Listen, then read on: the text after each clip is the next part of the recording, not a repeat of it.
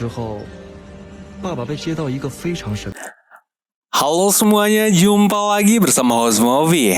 Seperti biasa, kami akan menemani kalian dari kegabutan atau aktivitas apa saja yang tidak berguna sama sekali. Bagi kalian yang sedang bingung mencari film, kami akan sajikan beberapa alur cerita film yang membuat kalian semakin tegang dan bergairah. Kali ini, kami akan mensajikan alur cerita film yang berjudul Looking Up yang dirilis pada tahun 2019. Film ini mengisahkan seorang anak yang ingin meraih cita-cita sebagai astronot. Anak itu bernama Fema. Tapi cita-citanya harus kandas karena ayahnya yang bernama Insinyur Hwanma harus masuk penjara. Karena diputuskan bersalah oleh pengadilan dalam kasus runtuhnya jembatan Dongpei dalam gelaran Asian Games pada tahun 1990. Bagaimanakah kisah lengkapnya? Daripada membuat kalian semakin penasaran, langsung saja ke alur ceritanya.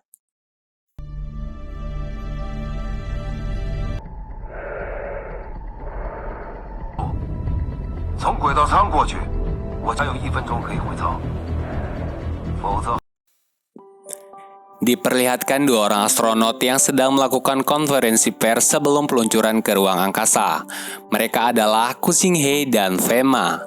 Saat keluarga mereka hendak diwawancari oleh wartawan, ternyata tak satu pun keluarga Fema yang datang di acara tersebut. Fema lalu teringat pada masa kecilnya ketika dia masih bersama keluarganya. Pada waktu itu, Fema sedang bernyanyi bersama teman-temannya untuk menyambut para peserta Asian Games. Dan para pembawa obor Asian Games pada acara itu, Insinyur Hwanma bertindak sebagai pembawa obor yang ke-287. Dan dia jugalah yang menjadi arsitek jembatan Dongpei yang menjadi kebanggaan masyarakat Tiongkok pada masa itu. Tak lupa sebelum lari membawa obor melewati jembatan Dongpei, Insinyur Hwanma memberi hadiah globo kepada Fema serta menggendongnya untuk sama-sama lari melewati jembatan Dongpei. Tapi tak lama kemudian petaka datang tanpa sebab yang jelas. Jembatan tersebut runtuh. Akibat kejadian itu, Insinyur Hwanma divonis bersalah oleh pengadilan dan dianggap lalai dalam melakukan perancangan konstruksi sehingga dia dijatuhi hukuman 7 tahun penjara. Setahun kemudian, Fema dan ibunya membesuk sang ayah yang ada di penjara khusus. Sesampainya di sana, ibu Fema membawa surat gugatan cerai kepada Insinyur Hwanma. Hal itu dia lakukan karena tidak ingin Fema seperti ayahnya. Sebelum mereka berpisah, tak lupa Insinyur Hwanma memberi nasihat pada Fema. Selama kamu mau berusaha dan berpikir, maka kamu dapat menemukan apapun di bumi ini.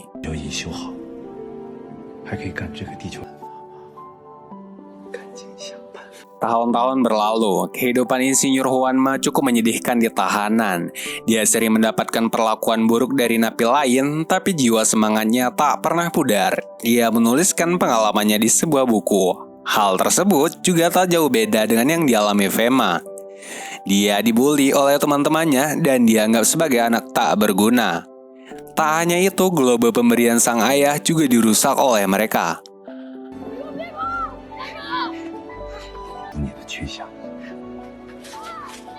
Pada suatu hari, Fema melihat ibunya bersama seorang pria. Ternyata, pria tersebut adalah calon suami baru ibunya yang merupakan seorang pengusaha kaya raya.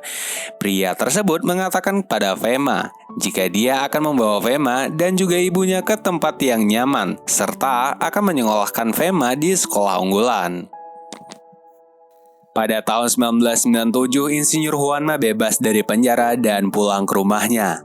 Namun sayang, dia terlanjur dibenci oleh masyarakat di lingkungannya dan mereka mengusir dari lingkungan tersebut. Insinyur Hwanma lalu mengunjungi rumah mantan istrinya karena ingin bertemu dengan Fema. Namun Fema tak ada di rumah.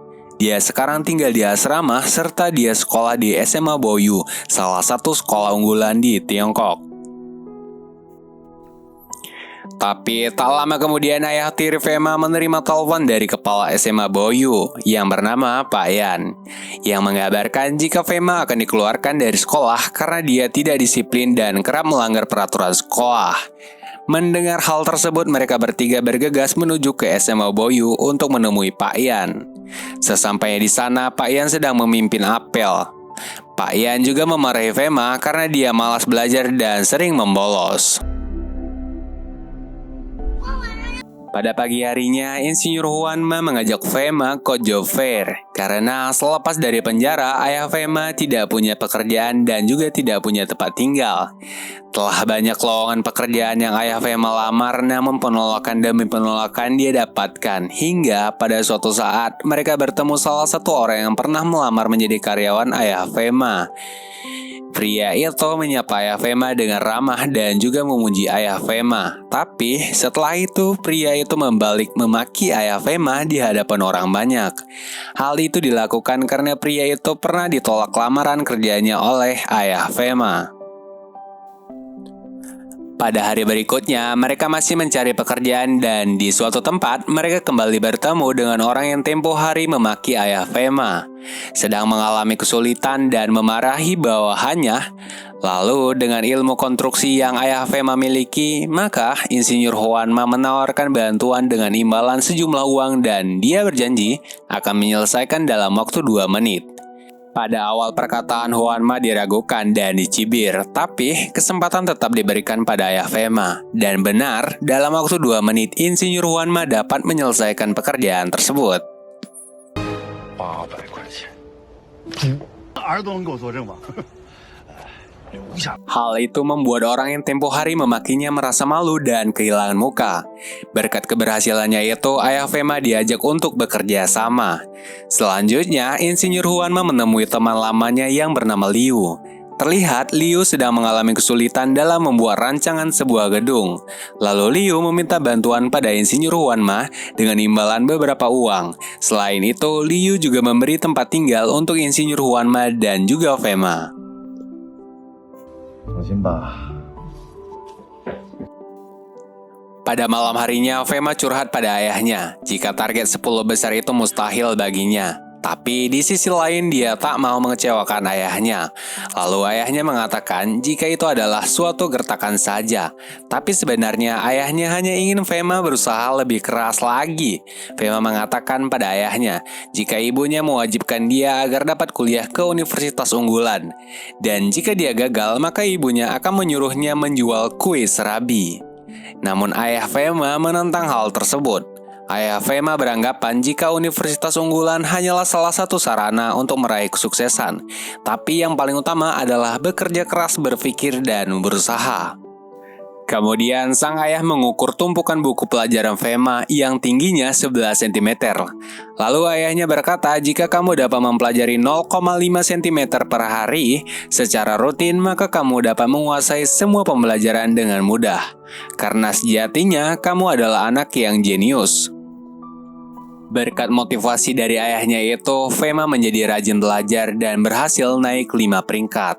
Selain itu, sang ayah juga mengajarkan pada Fema materi pembelajaran dengan model kontekstual, sehingga pembelajaran lebih mengena dan sesuai dengan yang dia temui. Di sisi lain, tabungan ayahnya semakin menipis, sementara kebutuhan mereka semakin meningkat. Ditambah, Fema menginginkan sebuah PC 586. Oleh karena itu, Insinyur Huanma bekerja lebih keras lagi untuk mendapatkan uang tambahan, seperti mendonorkan darah, menyablon, menjual jam, dan lain-lain. Berkat kerja kerasnya itulah Insinyur Huanma dapat memberikan PC 586 untuk Fema. Fema tampak sangat bahagia dengan pemberian ayahnya tersebut dan langsung memainkannya. Tak lama kemudian, Bugao, wali kelas Fema, melakukan home visit untuk menemui ayah Fema. Bugao menjelaskan jika sudah beberapa hari Fema tak pernah mengumpulkan PR. Dia juga jarang belajar, bahkan lebih senang bermain komputer. Ayah Fema mengatakan memberikan beban belajar yang terlalu berat disertai waktu yang lama justru dapat membuat mereka tertekan dan memunculkan kejenuhan dalam belajar. Lalu Bugao memaklumi Fema kenapa tidak mengumpulkan PR.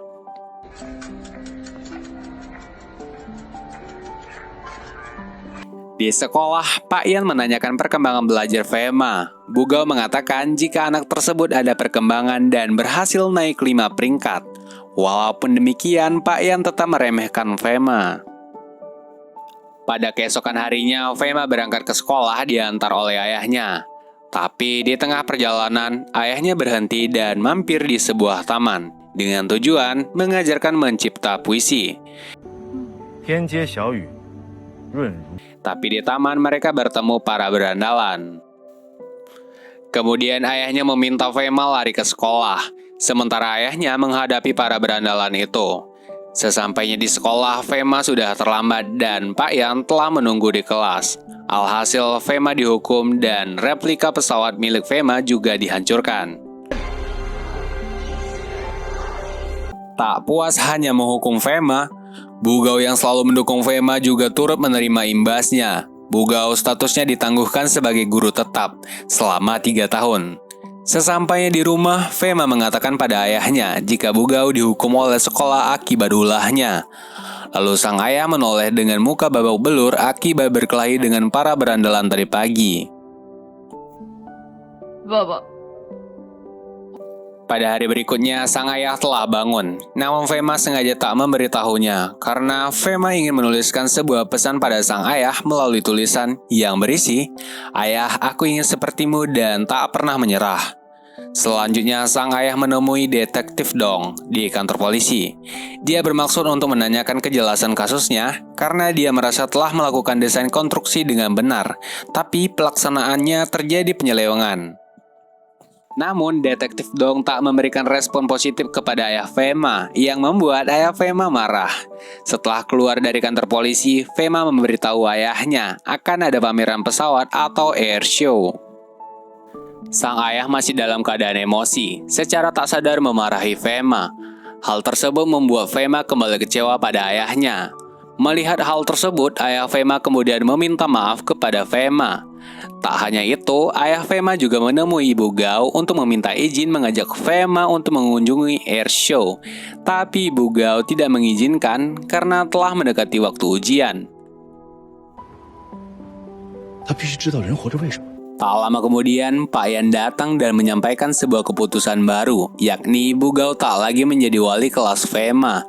Tak hanya itu, Pak Yan juga membuat keputusan baru di mana seluruh siswa wajib tinggal di asrama hingga hari ujian tiba, dan orang tidak berkepentingan. 晚自习了。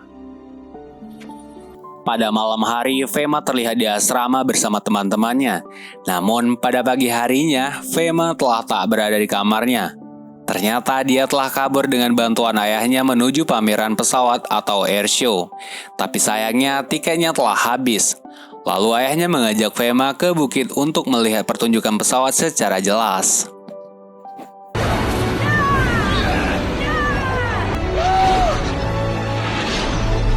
Pada malam harinya mereka pulang dengan menumpang bus. Di tengah perjalanan, bus itu terhenti di rest area dan Fema turun untuk mengambil air panas. Tapi ada bus dengan livery yang sama yang berhenti tepat di samping bus Fema tumpangi. Karena hal itu, Fema salah masuk bus. Mereka kemudian saling mencari satu sama lain. Lebih parahnya lagi, saat mereka sedang panik, hujan turun dengan lebat hingga menyebabkan banjir.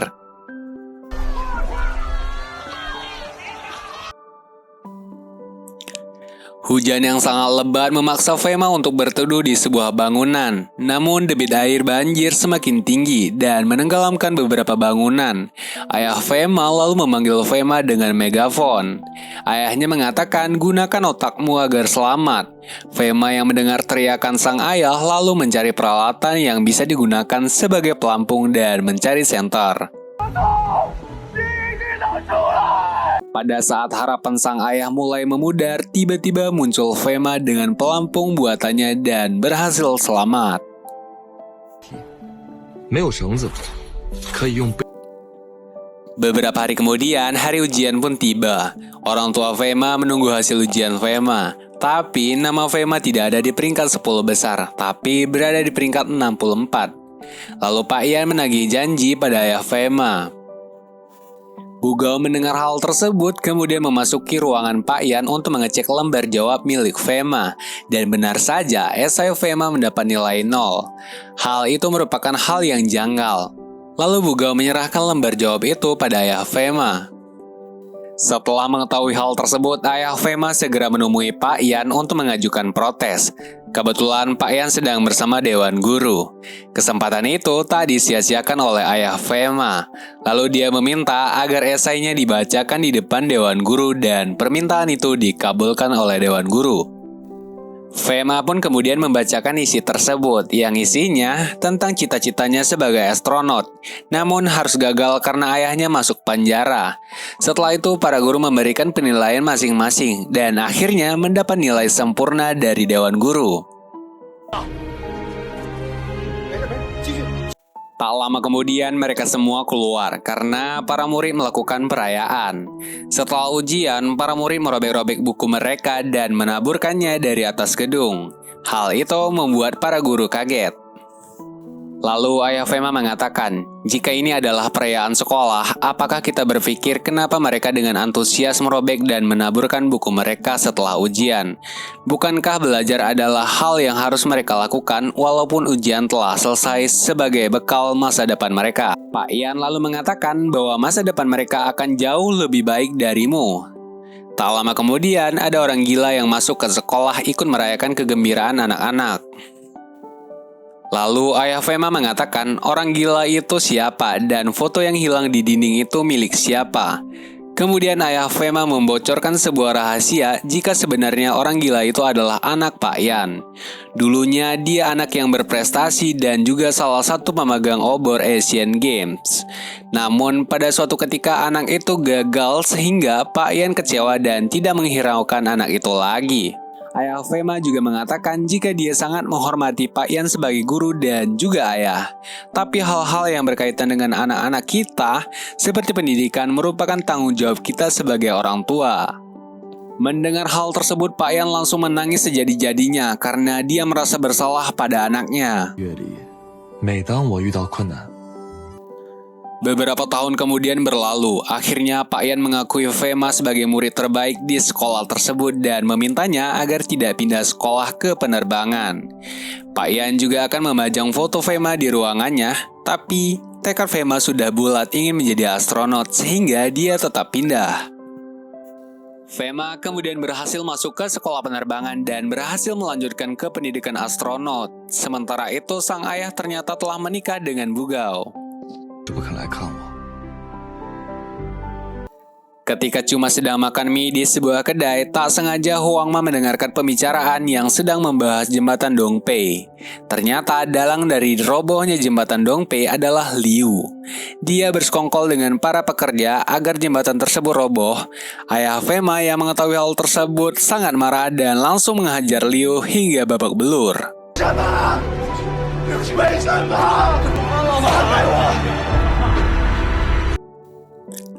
Akibat hal itu, ayah Fema kembali masuk penjara selama 15 hari.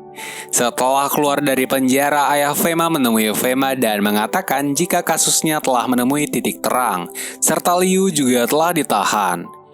Fema lalu menyarankan pada sang ayah agar dia memaafkan dan menutup kasusnya.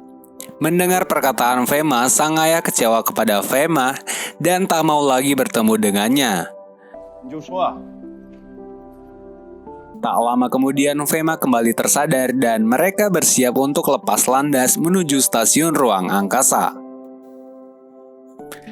Setelah menempuh perjalanan cukup panjang, akhirnya Fema berhasil tiba di stasiun ruang angkasa serta berhasil mengorbit.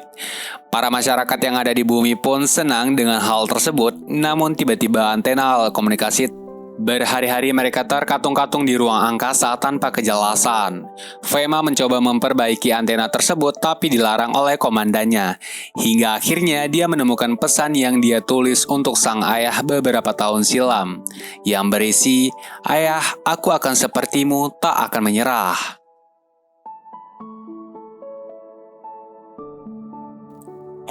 Mengingat hal itu, akhirnya Fema memutuskan untuk memperbaiki antena pesawat meski dilarang oleh komandannya.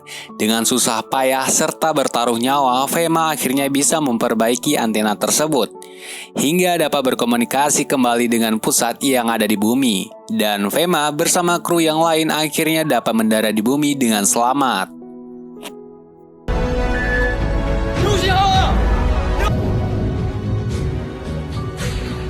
年轻的航天英雄马飞以自己的身。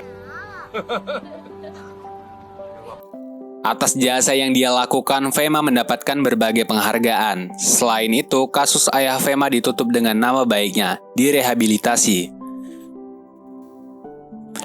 Seperti itulah kisah seorang anak yang pantang menyerah untuk meraih cita-citanya menjadi seorang astronot. Ada pesan yang bisa kita ambil dari film ini. Impian diraih dengan kerja keras serta semangat juang, bukan dengan hayalan apalagi mendengar cemoohan. Ingatlah bahwa orang yang selalu di samping kita sebenarnya mendukung apa yang kita impikan, walaupun dengan cara sederhana. Sekarang tergantung diri kita, apakah mau memperjuangkannya?